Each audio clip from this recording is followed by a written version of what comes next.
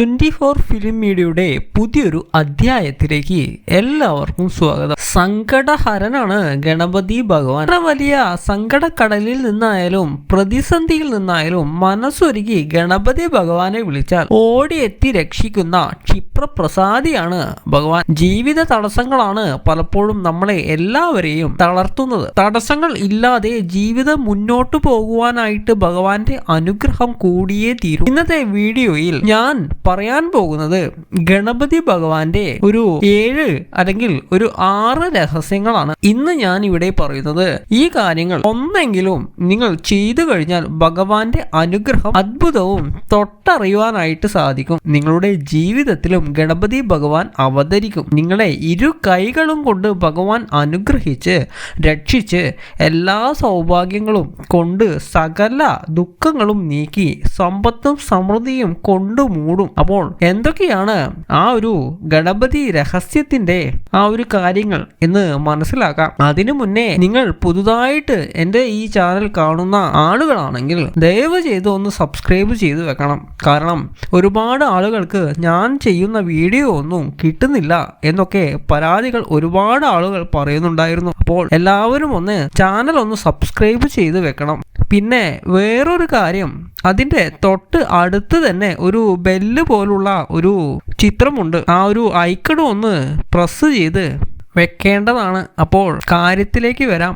ഏറ്റവും ആദ്യത്തെ കാര്യം എന്ന് പറയുന്നത്, നമ്മളെല്ലാവരും തന്നെ വീടുകളിൽ നിലവിളക്ക് തെളിയിക്കുന്നവരാണ്. ഈ ഒരു നിലവിളക്ക് തെളിയിക്കുമ്പോൾ നമ്മൾ ചെയ്യേണ്ടതായിട്ടുള്ള ഒരു കാര്യത്തെക്കുറിച്ചാണ് ഞാൻ ഇന്ന് പറയാൻ പോകുന്നത്. നിങ്ങളുടെ ജീവിതത്തിലെ സകല ദോഷങ്ങളും ഈ ഒരു കാര്യം ചെയ്യുന്നതോടുകൂടി ഇല്ലാതാകും. പ്രത്യേകിച്ചും അമ്മമാരൊക്കെ ചെയ്തു കഴിഞ്ഞാൽ മക്കൾക്കും അതുപോലെ തന്നെ ഫലം ലഭിക്കുന്ന ഒരു കാര്യമാണ്.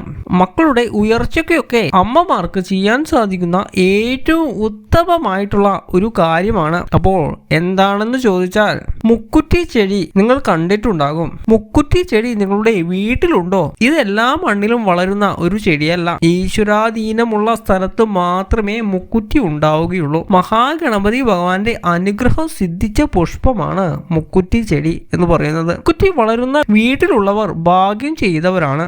ഭാഗ്യമുള്ളവരാണ് ആ വീട്ടിൽ താമസിക്കുന്നവർ. അതുപോലെ തന്നെ മുക്കുറ്റി ചില ആളുകളൊക്കെ പറിച്ചു കളയാറുണ്ട്. എന്തൊക്കെ പറഞ്ഞാലും ഒരുപാട് വളരുന്ന സമയത്ത് ഒരിക്കലും ഇങ്ങനെ ചെയ്യാനായിട്ട് പാടില്ല. മുക്കുറ്റി എന്ന് പറയുന്നത് ഭഗവാന്റെ അനുഗ്രഹം കൊണ്ടു തരുന്ന ഒരു ചെടിയാണ്. അതിനെ നമ്മൾ പറിച്ചു കളഞ്ഞാൽ നമ്മുടെ സൗഭാഗ്യങ്ങൾ നമ്മളായിട്ട് തട്ടിത്തെറിപ്പിക്കുന്നതിന് തുല്യമാണ്. ആരെങ്കിലും അങ്ങനെ ചെയ്യുന്നുണ്ടെങ്കിൽ ഇനിയെങ്കിലും അങ്ങനെ ചെയ്യാതിരിക്കുവാൻ ശ്രമിക്കണം. അപ്പോൾ മുക്കുറ്റിയിൽ നിന്ന് ഒരു പൂവിറുത്ത് ബുധനാഴ്ച ദിവസങ്ങളിൽ നമ്മൾ ഗണേശ ഭഗവാന്റെ മുന്നിലോ അല്ലെങ്കിൽ നിലവിളക്കിന് മുന്നിലോ ആയിട്ട് സമർപ്പിക്കണം. ഇത് വളരെ ചെറിയൊരു പൂവാണ് മുക്കുറ്റിയുടെ പൂവ് എന്ന് പറയുന്നത്.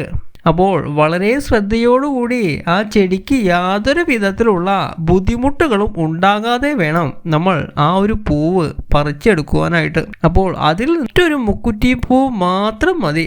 ആ മുക്കുറ്റി പൂവ് പറിച്ച് സന്ധ്യാസമയങ്ങളിൽ നമ്മൾ വിളക്ക് തെളിയിക്കുന്ന സമയത്ത് ഒന്നെങ്കിൽ ഗണേശ ഭഗവാന്റെ വിഗ്രഹമോ ഫോട്ടോയോ ഉണ്ടെങ്കിൽ അതിന്റെ മുന്നിൽ സമർപ്പിക്കാം. അതല്ല എന്നുണ്ടെങ്കിൽ നിലവിളക്കിന്റെ താഴെയായിട്ട് സമർപ്പിക്കാം. വളരെ നല്ലൊരു കാര്യമാണ്. എല്ലാ ബുധനാഴ്ചകളിലും നിങ്ങൾ ഇത് ചെയ്തു കഴിഞ്ഞാൽ നിങ്ങളുടെ ജീവിതം രക്ഷപ്പെടും. സകല ദോഷങ്ങളും കടങ്ങളും തടസ്സങ്ങളും എല്ലാം തന്നെ ഇല്ലാതാകും. അത്തരത്തിലുള്ള എല്ലാ കാര്യ തടസ്സങ്ങളും ഇല്ലാതാകും. 1-2 ആഴ്ച ചെയ്ത് ഈ ഒരു കാര്യം തുടങ്ങുമ്പോൾ തന്നെ നിങ്ങളുടെ ജീവിതത്തിൽ ഒരു മാറ്റം അനുഭവിച്ചറിയുവാൻ സാധിക്കും. ഇനി പ്രത്യേകം ശ്രദ്ധിക്കേണ്ട ഒരു കാര്യം എന്ന് പറയുന്നത്, ഒരു കാരണവശാലും നമ്മൾ സന്ധ്യയ്ക്ക് ശേഷം പുഷ്പങ്ങളൊന്നും പറിക്കുവാനായിട്ട് പാടില്ല. അപ്പോൾ എന്ത് ചെയ്യണം? സന്ധ്യാസമയം നിലവിളക്ക് തെളിയിക്കുമ്പോഴാണ് നമ്മൾ ഇത് സമർപ്പിക്കേണ്ടത്. അപ്പോൾ ആ ഒരു സന്ധ്യാസമയത്തിന് മുന്നോടിയായിട്ട് നമ്മൾ ഇത് ഇറുത്തു വെക്കുവാനായിട്ട് പ്രത്യേകം ശ്രദ്ധിക്കണം. ഇനി രണ്ടാമത്തെ കാര്യം എന്ന് പറയുന്നത്, നിങ്ങളുടെ വീടിനടുത്ത് ഗണപതി ക്ഷേത്രമോ അല്ലെങ്കിൽ ഗണപതി ഉപപ്രതിഷ്ഠയായിട്ടുള്ള ക്ഷേത്രമോ ഉണ്ടെങ്കിൽ ആ ക്ഷേത്രത്തിൽ നിങ്ങൾ മാസത്തിൽ ഒരു ദിവസം സാധിക്കുമെങ്കിൽ മാത്രം ബുധനാഴ്ച തന്നെ ചെയ്യുവാനായിട്ട് ശ്രമിക്കുക. ഇനി ബുധനാഴ്ച സാധിക്കുന്നില്ല എന്നുണ്ടെങ്കിൽ മാസത്തിൽ ഏത് ദിവസം വേണമെങ്കിലും നിങ്ങൾക്ക് ഈ ഒരു കാര്യം ചെയ്യാവുന്നതാണ്. നാളികേരം തലയ്ക്കൊഴിഞ്ഞ് കൊണ്ടുപോയി ക്ഷേത്രത്തിൽ ഉടയ്ക്കുക. എന്നുള്ളതാണ് നിങ്ങൾ ചെയ്യേണ്ട കാര്യം.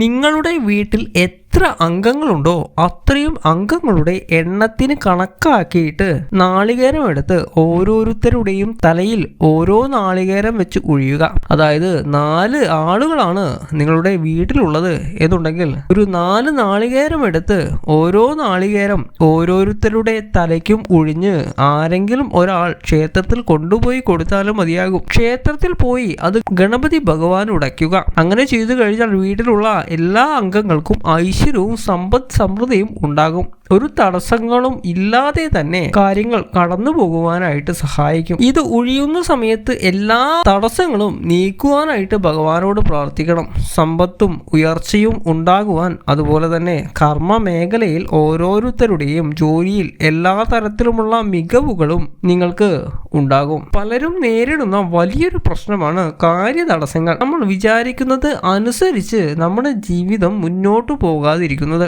തടസ്സങ്ങൾ വരുന്നത് കൊണ്ട് നമ്മൾ എപ്പോഴും ആ തടസ്സങ്ങൾ ഇല്ലാതാക്കുവാനായിട്ട് നമ്മൾ ഭഗവാനോട് പ്രാർത്ഥിക്കേണ്ടതാണ്. ഇനി അടുത്തതായിട്ട് 3ാമത്തെ കാര്യം എന്ന് പറയുന്നത് നമ്മുടെ വീടിന്റെ കന്നിമൂലയിൽ, അതായത് തെക്ക് പടിഞ്ഞാറേ മൂലയിൽ കറുക നട്ടു വളർത്തുക എന്നുള്ളതാണ്. നമുക്കറിയാം വിഘ്നേശ്വരന് ഏറ്റവും ഇഷ്ടപ്പെട്ട ഒരു ഒന്നാണ് കറുക എന്ന് പറയുന്നത്. എന്നു കരുതി ഒരുപാട് കാട് പിടിപ്പിക്കുന്നത് പോലെ ഒരു കാരണവശാലും നമ്മൾ കന്നിമൂലയിൽ ഇത് വളർത്തുവാൻ പാടില്ല. ഒരൊറ്റ മൂട് മതി.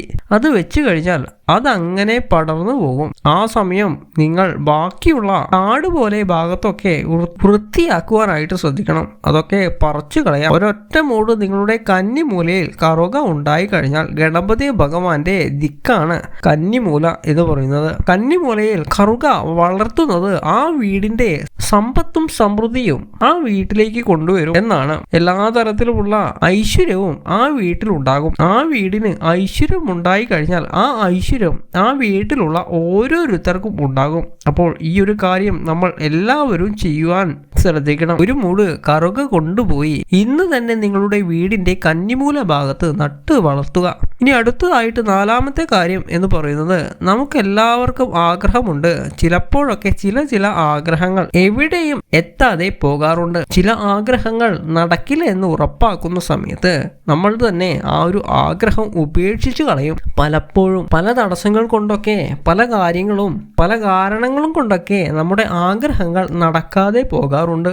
ആഗ്രഹ സാഫല്യത്തിനായിട്ട് നിങ്ങളുടെ മനസ്സിൽ അങ്ങനെ ഒരുപാട് കാലമായിട്ട് നിങ്ങൾ ആ ഒരു ആഗ്രഹം നടന്നു കിട്ടണമെന്ന് ആഗ്രഹിച്ചിട്ടും ആ ഒരു ആഗ്രഹം തീരെ നടക്കുന്നില്ല എന്നുണ്ടെങ്കിൽ നിങ്ങൾ ഏറ്റവും ആദ്യം ചെയ്യേണ്ട ഒരു കാര്യം എന്ന് പറയുന്നത് ഗണപതി ക്ഷേത്രത്തിൽ പോയി ഒരു കറുക അല്ലെങ്കിൽ ഒരു മുക്കുറ്റിമാലയോ അല്ലെങ്കിൽ കറുക നാരങ്ങാമാലയോ ഗണപതി ഭഗവാന് സമർപ്പിക്കുക എന്നുള്ളതാണ്. കറുക മുക്കുറ്റിമാലയാണ് ഏറ്റവും ശ്രേഷ്ഠം. പക്ഷേ എല്ലാ സമയങ്ങളിലും എല്ലാ ക്ഷേത്രങ്ങളിലും നമുക്ക് ലഭിച്ചു എന്ന് വരത്തില്ല. കറുക മുക്കുറ്റിമാല ഇല്ല എന്നുണ്ടെങ്കിൽ കറുക നാരങ്ങാമാല ആയാലും മതി. അത് ശ്രേഷ്ഠം തന്നെയാണ്. ഗണപതി ഭഗവാന് അപ്പോൾ ഇതിൽ ഏതെങ്കിലും ഒന്ന് ഭഗവാന് സമർപ്പിച്ചുകൊണ്ട് നിങ്ങളുടെ ആ ഒരു ആഗ്രഹം ഭഗവാനോട് പറയുക. ഭഗവാന്റെ നാമങ്ങൾ ജപിച്ചുകൊണ്ട് പ്രാർത്ഥന ചെയ്യുക. ആ ഒരു ആഗ്രഹത്തിലേക്ക് നിങ്ങളെ എത്തിച്ചേരുവാൻ ഇത് സഹായിക്കും. ഭഗവാനോട് പ്രാർത്ഥിക്കുക, ഭഗവാനെ ഇതിലുള്ള തടസ്സങ്ങളെല്ലാം നീക്കി തരണേ എന്ന് ആത്മാർത്ഥമായിട്ട് അങ്ങോട്ട് പ്രാർത്ഥിക്കുക. തീർച്ചയായിട്ടും ഈ ഒരു കാര്യം ചെയ്തു കഴിഞ്ഞാൽ വളരെ പെട്ടെന്ന് തന്നെ നിങ്ങളുടെ ആ ഒരു ആഗ്രഹം നടത്തി കിട്ടും. ഇനി അടുത്തതായിട്ട് 5ാമത്തെ കാര്യം എന്ന് പറയുന്നത് നമ്മൾ രാവിലെ ഉണരുന്ന സമയത്ത് 3 തവണ വിഘ്നമസ്തു എന്ന് പറയുക. ആ ഒരു ദിവസം മുഴുവൻ എല്ലാ തരത്തിലുമുള്ള ഐശ്വര്യങ്ങളും ഉണർവും നിങ്ങൾക്ക് ഉണ്ടാകുവാനും എല്ലാ തരത്തിലുമുള്ള എല്ലാ തടസ്സങ്ങളും നിങ്ങളിൽ നിന്ന് അകന്നു പോകുവാനും ഇത് സാധിക്കും. ഇതുവഴി സാധിക്കുന്നതായിരിക്കും. അപ്പോൾ നമ്മൾ എല്ലാവരും പ്രാർത്ഥിച്ചുകൊണ്ട് തന്നെയാണ് ഉറക്കം എഴുന്നേൽക്കുന്നത് അല്ലേ? അപ്പോൾ ആ ഒരു സമയത്ത് 3 തവണ വിഘ്നമസ്തു എന്നുകൂടെ ഒന്ന് പറയുക. ഭഗവാനെ പ്രാർത്ഥിച്ചുകൊണ്ട് നിങ്ങൾ നിങ്ങളുടെ ആ ഒരു ദിവസം തുടങ്ങിക്കഴിഞ്ഞാൽ ഒരു തരത്തിലുമുള്ള ബുദ്ധിമുട്ടുകളും നിങ്ങൾക്ക് അന്നേ ദിവസം ഉണ്ടാവുകയില്ല. അപ്പോൾ ഈ ഒരു കാര്യവും നിർബന്ധമായിട്ടും എല്ലാവരും ചെയ്യുക. ഇനി അതോടൊപ്പം തന്നെ രാത്രി കിടന്നുറങ്ങുന്നതിന് മുൻപായിട്ട് ഓം ഗംഗണപതയേ നമഃ എന്നുകൂടെ പ്രാർത്ഥിച്ചു വേണം കിടക്കുവാനായിട്ട്. കിടക്കുമ്പോഴും ഈ പറയുന്ന പോലെ നാം പ്രാർത്ഥിച്ചു തന്നെയാണ് കിടക്കുന്നത്. അപ്പോൾ അതിന്റെ കൂടെ ഭഗവാൻ അല്ലെങ്കിൽ ഗണപതി ഭഗവാനെ കൂടെ പ്രാർത്ഥിച്ചിട്ട് വേണം കിടക്കുവാനായിട്ട്. നിങ്ങളുടെ ജീവിതത്തിൽ എല്ലാ തരത്തിലുമുള്ള ഉയർച്ചയും ഉണ്ടാകുവാൻ ഇങ്ങനെ നിങ്ങൾ ചെയ്യുന്നത് വഴി നിങ്ങൾക്ക് നിങ്ങളുടെ എല്ലാ തടസ്സങ്ങളും മാറിക്കിട്ടുന്നതായിരിക്കും. ഈ ഒരു കാര്യം നമ്മൾ പാലിച്ചു കഴിഞ്ഞാൽ ഭഗവാൻ എപ്പോഴും നമ്മുടെ കൂടെ തന്നെ ഉണ്ടാകും. ഭഗവാൻ എപ്പോഴും നമ്മുടെ കൂടെ ഉണ്ടായി കഴിഞ്ഞാൽ നമുക്ക് പേടിക്കേണ്ട ആവശ്യമേ ഇല്ല. ഭഗവാൻ നോക്കിക്കോളും എല്ലാ കാര്യങ്ങളും. അപ്പോൾ ഇന്നത്തെ അധ്യായം നിങ്ങൾക്ക് ഫലപ്രദമായി എന്നുണ്ടെങ്കിൽ ഈ വീഡിയോ ഒന്ന് ലൈക്ക് ചെയ്ത് വെക്കണം. എല്ലാവർക്കും ഐശ്വര്യം ലഭിക്കുവാനായിട്ട് ഓം ഗണപതേ നമഃ എന്ന് കമന്റ് ആയിട്ടൊന്ന് അറിയിക്കുക. ഇതിലൂടെ എല്ലാവർക്കും ഐശ്വര്യം ലഭിക്കട്ടെ. അപ്പോൾ എൻ്റെ സന്ധ്യാപ്രാർത്ഥനയിൽ ഞാൻ നിങ്ങൾക്ക് വേണ്ടിയും പ്രാർത്ഥിക്കുന്നതാണ്. അതിനായിട്ട് നിങ്ങളുടെ ജന്മനക്ഷത്രവും പേരും ഒന്ന് കമന്റ് ആയിട്ട് അറിയിക്കുക. അപ്പോൾ എല്ലാവരെയും ജഗദീശ്വരൻ അനുഗ്രഹിക്കട്ടെ. ഓം നമഃ ശിവായ.